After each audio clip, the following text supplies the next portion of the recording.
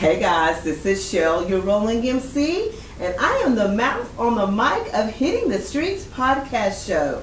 Today on the show, I have Nitia Musico, owner of Monster on Main in Denison. I want to make sure I said that right. Did I say that right? Monsters on Main. Monsters on Main in Denison. She is my special guest tonight, and I want to welcome you. Please introduce yourself.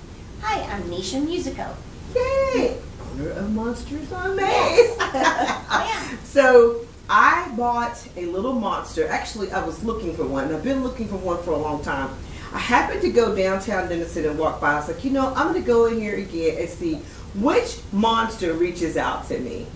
And I found one. She was in the window, Miss Frida. Yes. And it goes perfect in here. It does. I know. A little shelf up high. Oh, yes. I've had her placed in different places where really? people go. Yeah, I know she moves around. That's fun. I know. So guys, this month is Murder, Mayhem, and Monsters in May. And a couple of weeks ago, Melissa and I did a show in regards to the woman in the well. And next week, we're going to do the part 2, the conclusion of that. So you guys make sure that you tune in next week too as well. But I was talking to Nisha before we got started and telling her how crazy this story was about this lady and how she went to the bank to cash some money to go buy a house, and the next thing you know, she disappeared, and 2 months later, they find her in the well. Crazy. So tonight is the monsters. Yes. And we're going to talk about how she got started. So the one thing I want you to do is to tell us a little bit about yourself. Let's see, I don't know. I've had a furniture and upholstery business since 1994. I did furniture and textiles in college in England. So it's always kind of been my passion. I was actually born in America, but came back to America in 1992. Had a bit of a sidetrack being a nanny. Then started my own furniture business. And throughout the years of doing the furniture and pillows and headboards, I always had fabric remnants, and I just could not throw them away. Some of the fabrics were so beautiful. I just knew one day I would do something with them, whether it was pillows. I don't know. I started making pillows out of my remnants, but you've seen in the stores, there are so many pillows. Yes. Some stores just have aisles of pillows. And they're Absolutely, so cheap. yes. I couldn't compete with that. And I understand people, they change them out regularly, so it was fine. And then downtown Denison has Monsters on Main as their Halloween trick-or-treat thing. Oh, yes, they do. That's right. When all store owners stay open, dress up for it, and hand out candy. Yes. I am not a fan of, I'll be honest, I'm not a fan of Halloween. Oh, y'all. I know. Did y'all hear that? Halloween is my favorite. I'm sorry. Oh, no. And I don't do scary monsters. I don't like scary. Oh, she does it, but they're so cute. But they're cute. So anyway, the monsters, I took my fabric remnants and I did some monsters for a window display. I did it for several years. I've been in Denison since 2013. And then in 2019, it just went crazy. It exploded. I had the city's backing behind me, and they were encouraging me, so I went full on Monsters on Main. Full on Monsters on Main. I love it. So what attracted you to the entrepreneurship? You said you had an upholstery and furniture. What attracted you to do this? I was never going to work in corporate America or corporate I heard anywhere. that, girl. Yes. I don't know that I never really thought about it. I was always making things as a 3-year-old. I would shut myself in my bedroom making stuff. Yeah. In high school, my art teachers told me that one day I would have my own business. I just wanted to make things and get out there and do stuff. I just never planned on working for somebody else. Yeah. So now, the idea of you making the Monsters on Main comes from the event, correct? Yes, I think primarily yes, the name for sure, but I always went more towards kids stuff. Even when I was in art college, I was always told to learn how to draw, because I just kind of draw blobs and don't, or buildings. I never did like drawing. I didn't like the drawing of people and things that you could tell what they were. So my imagination in the monsters. And again, I probably made. I mean, I know I made this kind of thing when I say young, 6, 5. Unfortunately, my parents don't have the picture of the first one. Oh, but I mean, they have pictures of me sewing, but not my first monster. Right. And so I think the creativity was always there, and I always, like I said, through my projects in art school, I went back to kids stuff. Gotcha. Even if it was in the furniture section, it would be kids furniture or toys. I wanted a toy that encourage them to use their imagination. Sure. And I mean, you know that you can draw what looks kind of like a train, but really looks nothing like a train. And a child will tell you it looks like a train because they have the imagination. Yes, ma'am. And I think it's great to encourage that. So the monsters were easy and fun. And yes, I mean, it was. I mean, I kept going with it because of the Monsters on Main Denison thing. So. Well, you have a beautiful store. I also noticed in your store you don't just have monsters. You've got books, you've got backpacks, you've got, I'm not mistaken, socks. Yes. You've got like furniture in there. So kind of elaborate a little bit on how all that come about. So, like I said, when we first moved to Denison, I mean, it was still my furniture business. Okay. So I had furniture in the store. People wouldn't come in, they would just stick their heads on the glass, look in the window and leave. And I get that. I mean, if you're not looking for furniture. Right. But I still do a lot of furniture. I'm still super busy with the furniture.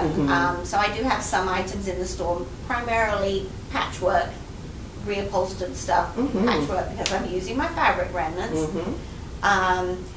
But once we changed the store to full-on Monsters on Main, it was just a good idea to bring some other items in so that everybody could leave with something. So, you didn't necessarily, I mean, our monsters, I'm going to say they're not that cheap because they're handmade. No, they're handmade, absolutely. We do have smaller ones, but we go all the way to bigger ones. Sure. But, I wanted somebody to leave with a little $3 item or something. So bringing some little monsters and some books and some stickers and tattoos. And then we've got soaps. But I found, scrolling through social media and stuff, I was like, there are some other crazy girls out there who also like big-eyed, fun, happy monsters like me. So I reached out and got in touch with some of them. I have a lady who makes glass. She's a glass artist, so I have some jewelry of hers, some earrings and necklaces and some night lights. Yeah. Another lady recently I found made these most amazing purses, and that I thought when I saw the picture that they were kind of small kid-sized purse. No, I mean it's a good full-size handbag, and you can got zips, and it's got a monster face on it. It's so cute. Oh my goodness! I think I've seen some of those on your Facebook page. Yes. Yeah, those are very cute.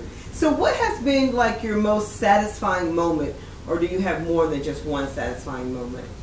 What I kind of love is when you get little toddlers coming in and they're just like, oh, monsters, there's so many monsters, and just the squeaks and the little noises and enthusiasm, and they run around picking up all the monsters and squeezing them, and which they want to leave with 10. I like that. I like the fact that I don't just target children. I mean, because we get parents who bring 8, 10-year-olds, and they want a book, they want a ball, they have nothing to do with the monsters. So it's the parents. I think the people who appreciate the art and the craft behind it, they love the colors and the fabrics. That's very satisfying to me.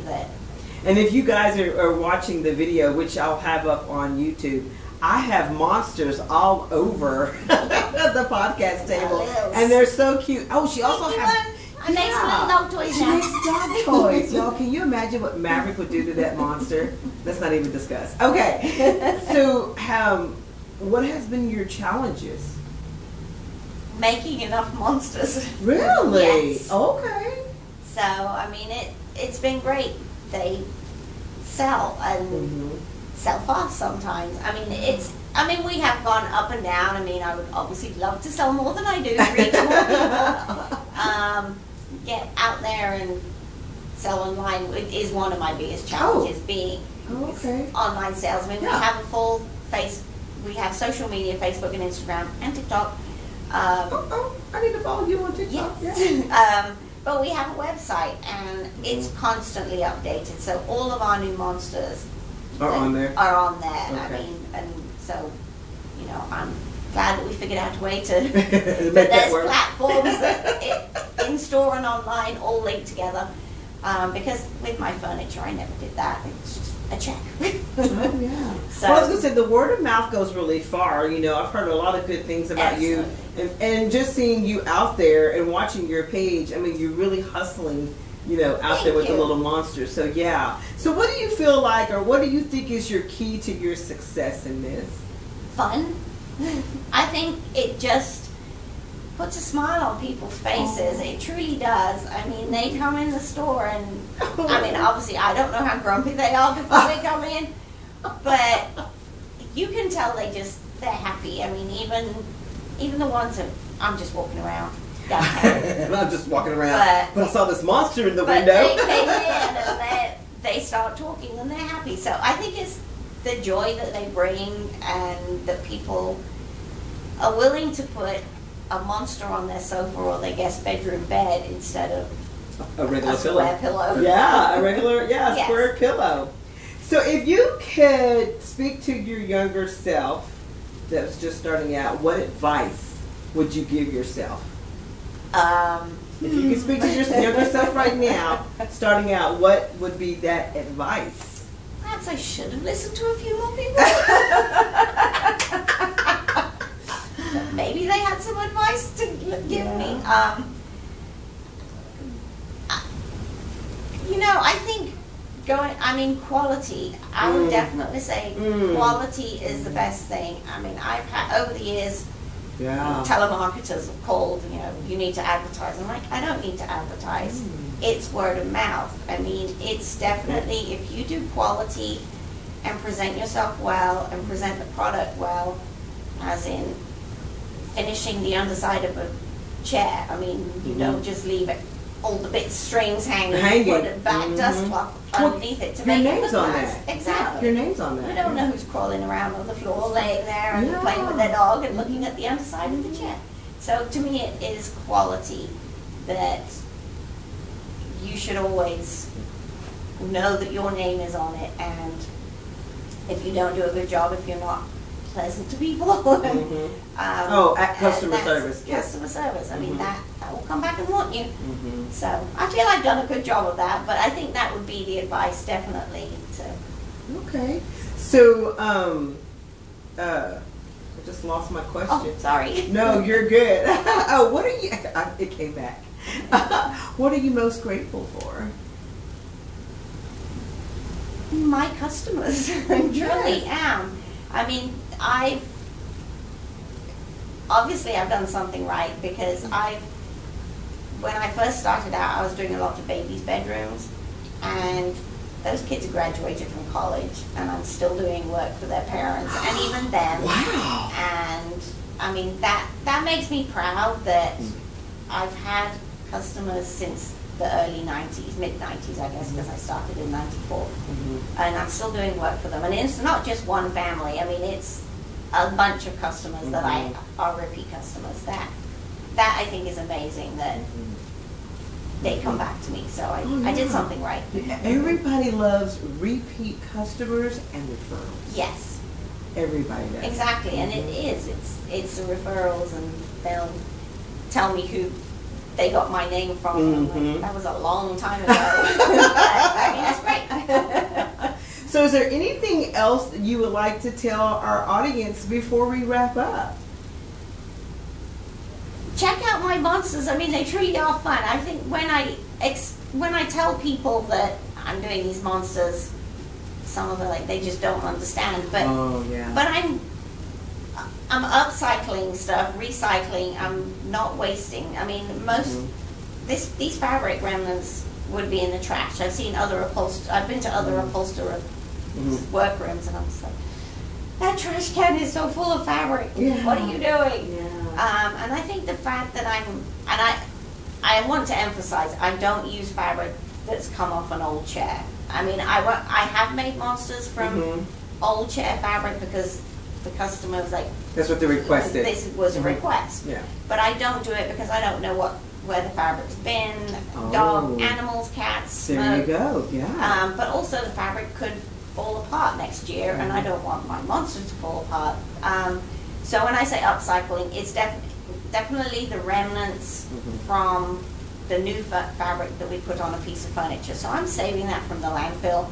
I think that's important. Absolutely. I definitely think the younger generation, as in my nieces and nephews, in their early 20s, I mean, that's super important to them. I mean, I think it's important to a lot of people, but I know the environment, and I'm hopefully doing my little bit. You are absolutely doing it. Fun, in a fun way. In a fun way.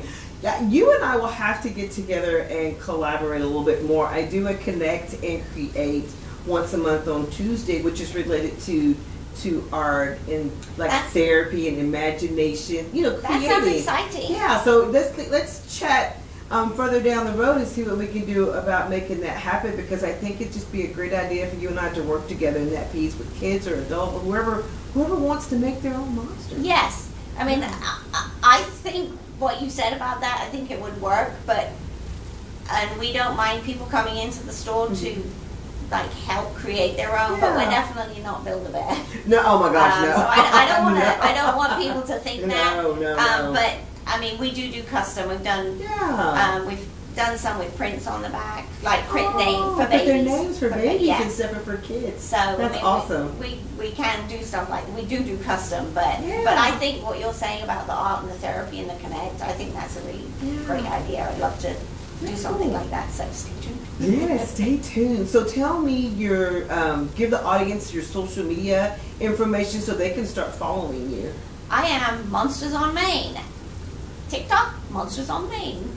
Instagram, Monsters on Main. And Facebook, Monsters on Main. She's not hard to find. And my website, Monsters on Main. Alrighty.